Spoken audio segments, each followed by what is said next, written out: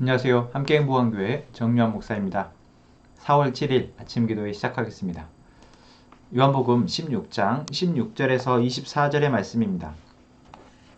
조금 있으면 너희는 나를 보지 못할 것이다. 그러나 또 조금 있으면 나를 볼 것이다. 그의 제자 가운데서 몇몇이 서로 말하였다. 그가 우리에게 조금 있으면 나를 보지 못하게 되고 또 조금 있으면 나를 볼 것이다 하신 말씀이나 내가 아버지께로 가기 때문에 라고 하신 말씀은 무슨 뜻일까? 그들은 말하기를 도대체 조금 있으면이라는 말씀이 무슨 뜻일까? 우리는 그가 무엇을 말씀하시는지 모르겠다 하였다. 예수께서는 제자들이 자기에게 물어보고 싶어하는 마음을 아시고 그들에게 말씀하셨다. 내가 조금 있으면 너희가 나를 보지 못하게 되고 또 조금 있으면 나를 볼 것이다 한 말을 가지고 서로 논의하고 있느냐? 내가 진정으로 너희에게 말한다. 너희는 울며 애통하겠으나 세상은 기뻐할 것이다. 여자가 해산할 때에는 근심에 잠긴다. 진통할 때가 왔기 때문이다. 그러나 아이를 낳으면 사람이 세상에 태어났다는 기쁨 때문에 그 고통을 더 이상 기억하지 않는다. 이와 같이 지금 너희가 근심에 쌓여 있지만 내가 다시 너희를 볼 때에는 너희의 마음이 기쁠 것이며 그 기쁨을 너희에게서 빼앗을 사람이 없을 것이다. 그날에는 너희가 나에게 아무것도 묻지 않을 것이다. 내가 진정으로 너희에게 말한다. 너희가 아버지께 구하는 것은 무엇이나 아버지께서 내 이름으로 주실 것이다. 지금까지는 너희가 아무것도 내 이름으로 구하지 않았다. 구하여라. 그러면 받을 것이다. 그래서 너희의 기쁨이 넘치게 될 것이다. 아멘.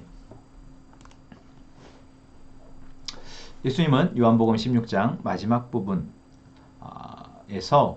예수님이 이제 가실 것임을, 예수님이 제자들을 떠날 것임을 다시 한번 말씀하십니다.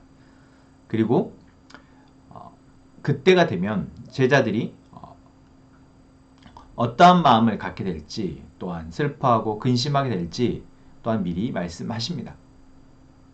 자, 이러한 예수님의 계속해서 자신의 부재에 대한 이야기를 들은 제자들은 어떤 마음이었습니까?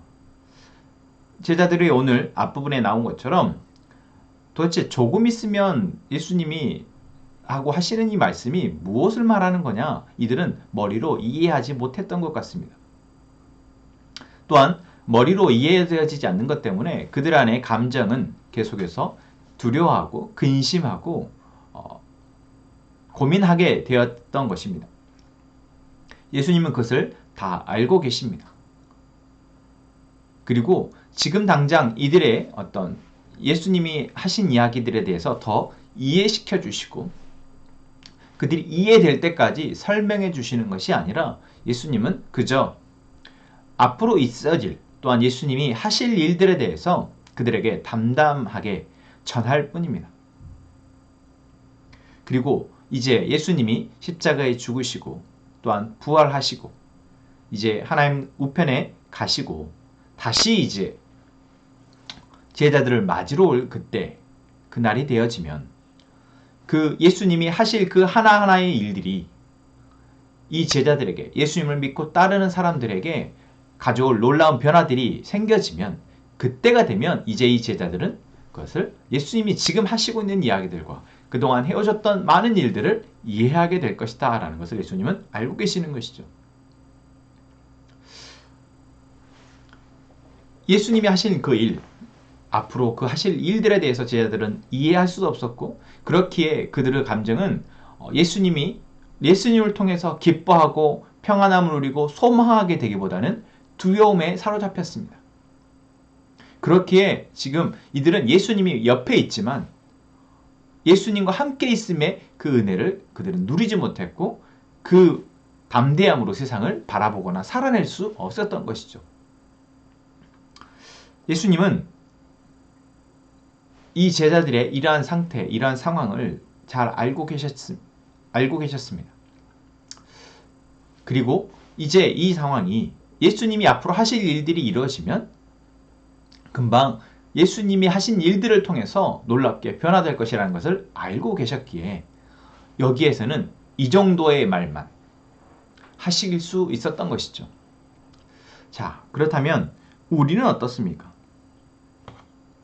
오늘 예수님은 제자들에게 너희는 지금 알지도 못하고 있고 또한 근심에 쌓여 있다 라고 표현하고 있는데 우리는 예수님이 이미 2000년 전에 우리를 위해서 그 하신 일을 말씀을 통해서 알았고, 또한 역사가 예수님이 우리 가운데 하신 일들에 대해서 어떠한 놀라운 변화들을 가져왔는지를 우리에는 역사를 통해서 또한 알고 보고 있고, 또한 지금 우리의 삶 가운데에서 세밀하게 살펴보면 예수님이 우리를 위해서 그 하신 일들이 사실 우리의 삶을 만지고 계심을 우리 또한 볼 수 있습니다. 그런데 그렇지 못하는 사람들도 있죠. 거기에는 세 가지 이유가 있다라고 보겠습니다. 이 세 가지는 하나일 수도 있고 또한 세 가지일 수도 있는데, 먼저 1차적으로 예수님이 이 앞에 15장이나 16장에서 말씀하셨던 것처럼 하나님을 알고 있지만 하나님의 은혜, 하나님의 말씀이 주시는, 하나님의 말씀에 순종함으로 하나님이 주는 그 참된 복을 알지 못하고 했던 사람들은 무엇 때문에 그랬습니까? 바로 지적으로 하나님이 누구이신지를 바로 알지 못했고, 하나님이 어떠한 일들을 하시는지에 대해서 그들은 지적으로 이해하지 못했고, 그렇기에 그 말씀을 따르지 못했다라는 것이죠. 오늘 제자들이 그러하는 것처럼 제자들은 지금 예수님이 긴 시간 여러 비유와 어떠한 표현들을 통해서 제자들에게 예수님이 하실 일들을 말하셨지만 제자들은 알지 못했다라고 이야기하고 있습니다. 그렇기에 예수님이 하신 말씀에 대해서 그 뜻이 무슨 뜻인지를 이해하지 못했던 것이죠. 그렇게 먼저 우리에게 필요한 것은, 우리 안에 예수님을 통한 놀라운 변화들이 있기 위해서 우리에게 필요한 것은 먼저 우리가 지성으로 예수님이 하신 말씀, 예수님이 그 하신 일들이 우리는 이해되어져야 합니다. 이해된다는 것은 무엇입니까? 내가 그것을 받아들이는 것이죠. 세상에 어떤 지식들이, 우리가 수많은 지식들이 있습니다. 그런 수많은 지식들이 우리에게 그냥 들려주고 그냥 흘러가 버리죠. 그런데 그러한 지식 가운데 어떤 것들은 내가 받아서 내 머리에 놓고 그것들을 내 삶에 적용하려고 우리는 이제 발버둥을 칩니다. 그리고 그것이 내 것이 되어지면 그것이 나의 삶에 어떤 선한 영향력을 또는 어떤 영향을 가져오게 되죠. 마찬가지로 여러분, 우리가 예수님이 하신 그 일, 예수님이 하시는 말씀들을 수없이 듣지만 그 하신 말씀들 한마디 한마디, 그리고 수많은 말씀들을 이 각각의 의미가 어떻게 연결되어지는지에 대해서 우리가 지적으로, 지성으로 이해하고 그것을 받아들이게 되는 과정이 있을 때야 비로소 그것이 우리에게 변화를 가져온다라는 것입니다. 그래서 여러분, 우리는 예수님이 오늘 말씀하시는 이 말씀들, 제자들에게 하시고 있는 이 말씀들이 여러분 나에게는 지금 어떻게 받아들여지고 있는지 먼저 살펴야 합니다. 이 말씀 한 말씀이 그렇지, 예수님이 이 말씀하시는 것이 지금 예수님이 그 하실 놀라운 구원의 역사 가운데, 구원의 사역 가운데 이러한 이야기를 하시고 계신 거지. 맞아, 나는 이것을 알고 이제 나는 이 말씀을 붙들고 살아가는 사람이지 라고 우리가 지성으로 먼저 이해되어져야 한다는 것, 깨달아져야 한다는 것입니다. 그리고 그것이 되어진다면 두 번째는 무엇입니까? 오늘 예수님이 제자들에게 이렇게 말씀하십니다. 너희가 지금 울며 애통하겠으나 세상이 근심에 기뻐할 것이다. 또한 너희가 근심에 쌓일 것이지만 그 근심이 기쁨으로 기쁨으로 변할 것이다 라고 말씀하고 계시죠. 이 말은 우리가 하나님에 대해서, 또한 예수님에 대해서, 그분이 하신 말씀과 그분이 하신 일들에 대해서 우리가 머리로 듣고 이해되어진다면 그것은 우리 안에 감정적인 변화를 가져옵니다. 그래서 우리는 그것 때문에 이제는 근심하고 아파했으나, 두려워했으나 이제 예수님이 하신 일과 예수님이 나에게 하신 말씀이 나에게 기쁨으로 찾아온다라는 것이죠. 그래서 우리 안에는 이러한 감정적인 예수님이 하신 일에 대한 감격과 기쁨과 감사가 있어야 할 것입니다.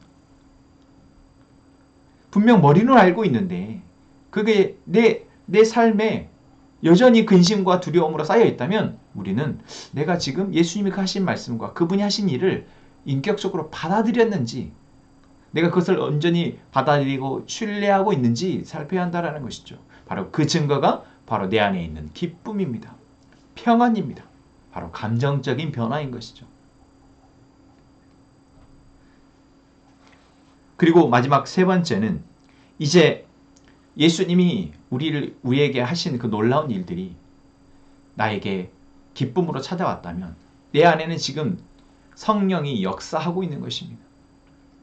그래서 우리가 그제의 말씀에서 살펴봤던 것처럼 우리 안에 계시는 성령님이 계속해서 우리로 예수 그리스도를 발견하게 하시고 예수 그리스도의 말씀을 깨닫게 하시고 예수 그리스도의 그 길을 따라가게 하신다라는 것이죠. 그렇기에 우리의 삶의 변화는 어느 한순간에 머물지 않고 매일의 삶에서 계속 지속되어지고 반복되어지고 그것이 더 점층적으로 더 깊어질 수밖에 없다라는 것입니다. 그러한 사람들에게는 이제 이 세상이 아무리 슬퍼하고 이 세상이 아무리 우리를 두렵게 한다 할지라도 그것에 흔들리지 않습니다. 그리고 오늘 예수님이 말씀하신 것처럼 바로 그 기쁨, 우리 안에 있는 이 평안을 이 세상의 그 누구도 그 무엇도 빼앗을 수 없게 된다라는 것이죠. 여러분, 오늘 말씀을 통해서 우리는 우리 안에 지성이, 우리 안에 예수 그리스도에게 하신 일과 그 말씀을 이해하고 받아들이고 있는지 먼저 한번 살펴봤으면 좋겠습니다. 그리고 그것을 위해서 더 말씀을 깊이 보고 더 말씀을 보는 시간을 늘리며 또한 그 말씀을 깨닫기 위해서 또한 공동체 안에 도움을 요청하고 함께 그 말씀을 보는 우리 공동체 식구들이 되기를 원합니다. 두 번째, 내가 나의 삶 가운데 그분이 하신 일들을 믿고 반응하며 내 안에 기쁨이 있는지, 내 안에 평안이 있는지, 나를 두렵게 하고 힘들게 하는 것들이 주님이 하신 말씀을 통해서 내 안에 감사와 평안과 기쁨으로 변화되고 있는지 살필 수 있는 저희가 되기를 원합니다.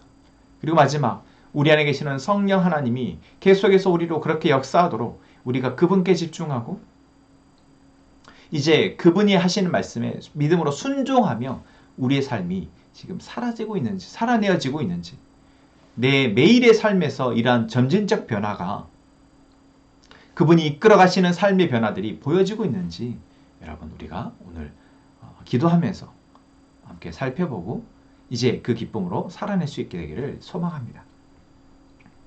우리 함께 오늘 예수님이 말씀하신 것처럼 예수님의 이름을 의지하여 기도합시다.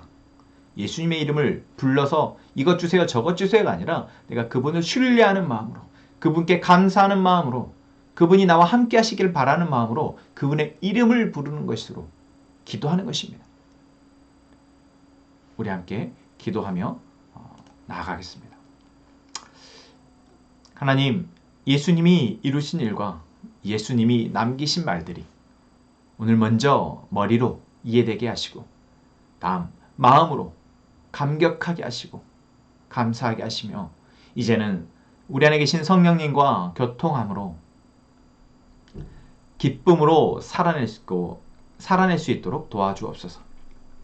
하나님, 함께 행복한 공동체를 통해 생명이 태어나게 하시고 다시 태어난 그 생명이 진리의 말씀을 통해 자라나게 하시고 자라난 생명이 또 다른 생명을 낳는 계속해서 우리 공동체 안에 예수 그리스도를 통해서 새로운 생명을 얻는 은혜가 있게 하여 주옵소서.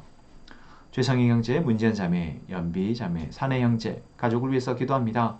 하나님, 쉽지 않은 삶의 무게와 방향 가운데 하나님이 주인 되어 주셔서 그 길을 잘 걸어가게 하시고 또한 여러 상황 가운데 닥쳐지는 어려움들이 가족을 흔들지 못하도록 그 안에서 기뻐할 수 있도록 감사할 수 있도록 도와주옵소서.